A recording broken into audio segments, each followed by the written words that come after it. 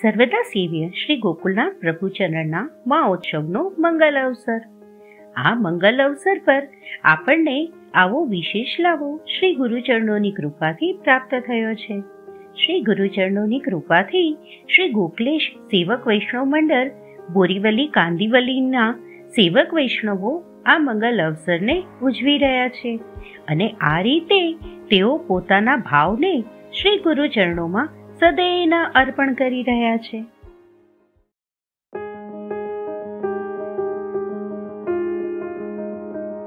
શ્રી ગુરુચરણોમાં સદૈન્ય દંડવત પ્રણામ અને સર્વે શ્રી ગોકુલેશ ચરણ શરણ અનુરાગી વૈષ્ણવોને જય જય શ્રી ગોકુલેશ. મહાઓત્સવની સર્વેને ખૂબ ખૂબ વધાઈ. મહાઓત્સવ હોય અને શ્રી ગોકુલનાથજીના કૃપાપાત્ર ભગવદીય શ્રી મોહનભાઈજીની યાદ તો આવી જ જાય ને.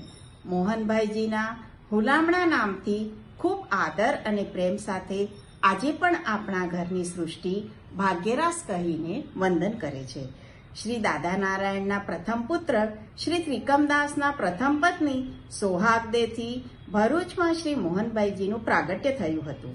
દાદા નારાયણ દાસ પર શ્રી ગોકુલેશ પ્રભુની અનંત કૃપા વર્ષા. તેવા જ પિતા શ્રી ત્રિકમદાસજી. તેમનો સ્વભાવ ખૂબ ઉદાર હતો, તેથી શ્રીજી તેમને બડે ઉદાર કહી સંબોધતા. તેમણે શ્રીજી શ્રી ગોકુલેશરાયજીના સુખાર્થે ચંદનના સુંદર સાજ, ચોકી વગેરે બનાવ્યા હતા. દાદાજી અને પિતાશ્રીની જેમ શ્રી મોહનભાઈજી શ્રીજીને સર્વસ્વ કરીને જાણતા હતા. ભાગ્યરાજ શ્રી મોહનભાઈજીના ભૂતલ ઉપર 3 પ્રાગટ્ય થયા હતા. પ્રથમ શ્રી કૃષ્ણદાસી સ્વરૂપે માતૃભાવે, દ્વિતીય પ્રાગટ્ય શ્રી કુંવરબાઈ સ્વરૂપે કાંત ભાવે અને તૃતીય પ્રાગટ્ય શ્રી મોહનભાઈજી સ્વરૂપે વાત્સલ્ય સેવા કરી. શ્રી મોહનભાઈજી આગ્રા વેપાર અર્થે આવેલા અને ત્યાંથી શ્રીમદ ગોકુલ આવ્યા.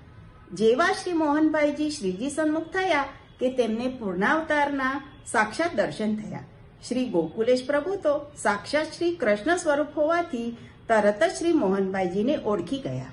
શ્રીજીને શ્રી મોહનભાઈજીના નેત્ર એકબીજામાં પરોવાઈ ગયા. બસ તે દિવસથી શ્રી મોહનભાઈજીએ પોતાનું સર્વજીવન શ્રીજી શ્રી ગોકુલનાથજીને ચરણે ધરી દીધું અને શ્રી મોહનભાઈજી ભરૂચ છોડી આગ્રા આવી વસ્યા.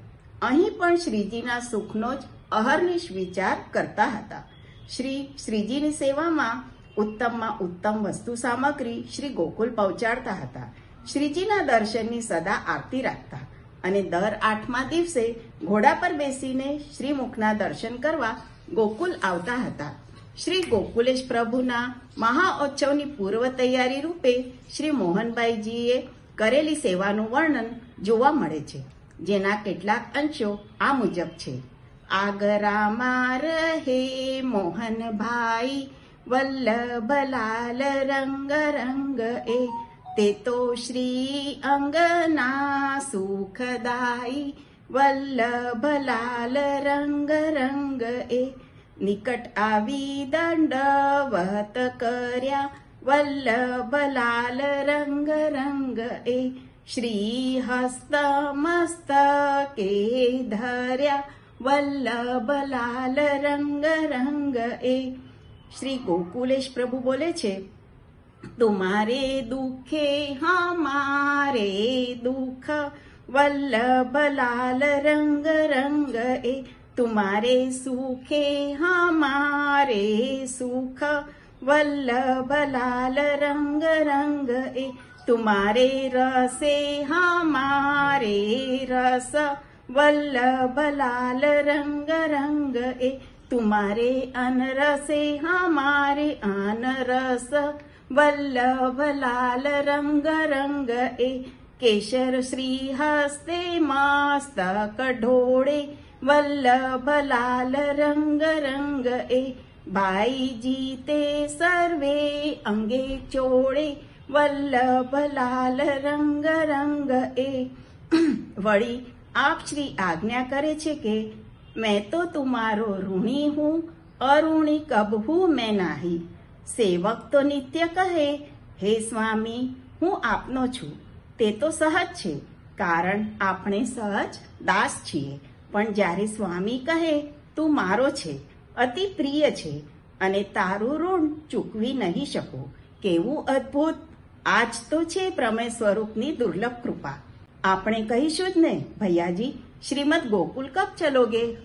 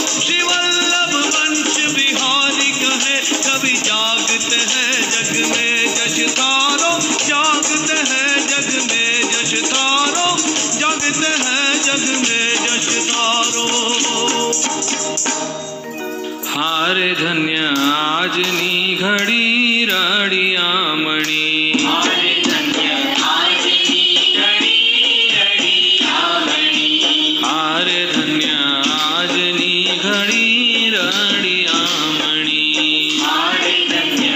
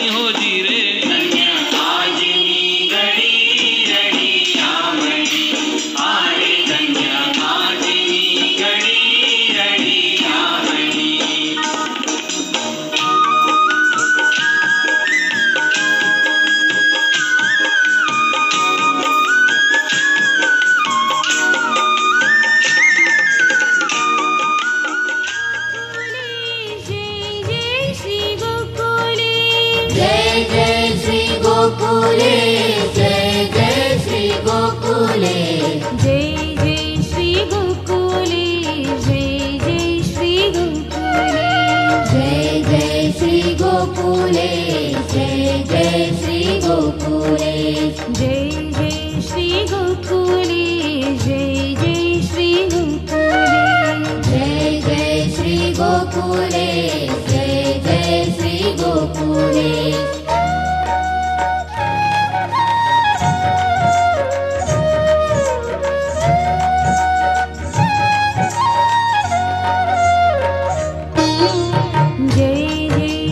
गोकुले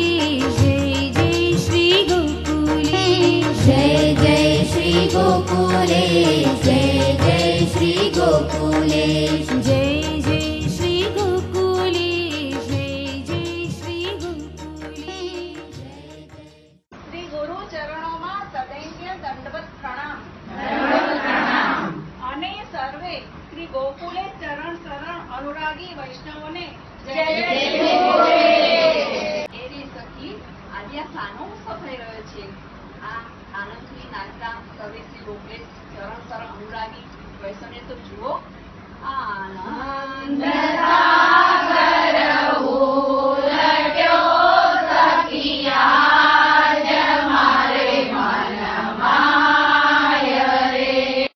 સખી, આજે તો આપણા પ્રાણ પ્યારા માલા તિલકના રક્ષણહાર, ચતુર્વંશ જનક, યશ સ્વરૂપ, ભક્ત વત્સલ, ભક્ત પ્રતિપાળ શ્રી ગોકુલનાથજીનો પ્રાગટ્ય ઉત્સવ એટલે કે મહાઉત્સવ।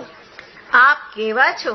કરુણા સાગર શ્રીમદ ગોકુલના શણગાર, સુંદર શ્રી અંગવાળા, કલ્યાણ માર્ગના નિધિ, સેવા માર્ગમાં પ્રતિબંધ કરનાર, મદ હસ્તીના કુંભ સ્થળને તોડી નાખનાર, પ્રૌઢ સિંહ સમાન પરાક્રમવાળા, ભક્તોની આપત્તિ રૂપી અંધકારને દૂર કરવા માટે કરોડો સૂર્ય સમાન પ્રકાશવાળા કમલાપતિ દ્વિજવર, સત્પુરુષોને અતિ પ્રિય એવા શ્રી વલ્લભ શ્રી ગોકલેશજીને હું નમન કરું છું। શરણી આવેલાના કાળભયને દૂર કરનાર, વેદોને અગમ્ય, કામદેવના ધામ સમાન હૃદય કમળવાળા, માનવીઓના મનને હરી લેનાર અતિ મધુર શ્રી ગોકલેશ પ્રભુને નમન કરું છું।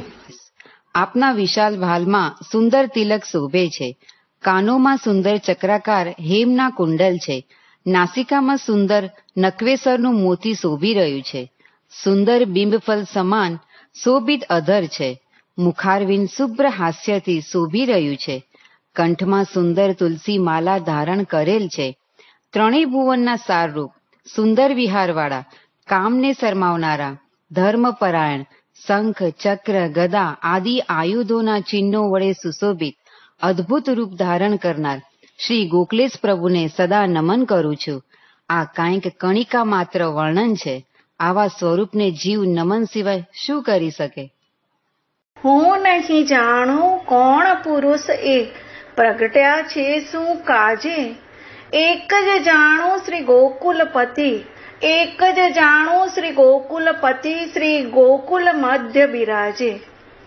શ્રી ગોકુલનાથજી અને પ્રગટ બિરાજમાન શ્રી ગુરુચરણોમાં અભેદ દ્રષ્ટિ રાખી આપણે શ્રીમદ ગોકુલ સન્મુખ થવાનો મનોરથ કરીએ। આપના પ્રાણ પ્યારા લાલન શ્રી ગોકુલનાથજીને તો જોવો, આપને પણ ગાયો અતિ પ્રિય છે, સેવા રસિક, શાસ્ત્ર ભણવામાં ખૂબ રુચિ દેખાવનાર, ગીત સંગીત પ્રિય છે, અશ્વખેલમાં અતિ રુચિ, બગીચાને સંવારવો, જતન કરવું, તેમ સખાઓ સાથે વિવિધ ખેલો રચવામાં તો અતિ ચતુર, વૈષ્ણવ તો આપને અતિ પ્રિય છે, એટલે જ યેહી તેહી તેહી યેહી, કछु ન સંદેહ। હે શ્રી દાદાજી, આપને નહીં જાણીશું તો કોને જાણીશું? આપના દ્વારથી જ અમારા સૌની એન્ટ્રી થશે તો બીજે ક્યાં ભટકવાનું? પ્રગટ બિરાજમાન સ્વરૂપોને જો બરાબર નહીં જાણીશું, આપ પ્રત્યે નિષ્ઠા નહીં રાખીએ તો પછી ક્યાં રાખીશું? આપ જ અમારા સર્વસ્વ છો। શ્રીમદ ગોકુલ આપણું સર્વસ્વ છે। કહીશું ને ભૈયાજી, શ્રીમદ ગોકુલ કબ ચલોગે? શ્રી ગોકુલેશ के होय के, श्री गोकुलेश के होय के, और नमावे मात, धिक्कार वाके जन्म को, ધિક્કાર વાકે જન્મ કો ધિક ધિક વાકો સાથ. શ્રી ગોકુલનાથજીનું ઘર અને અનન્યતા સમાનાર્થી શબ્દો છે.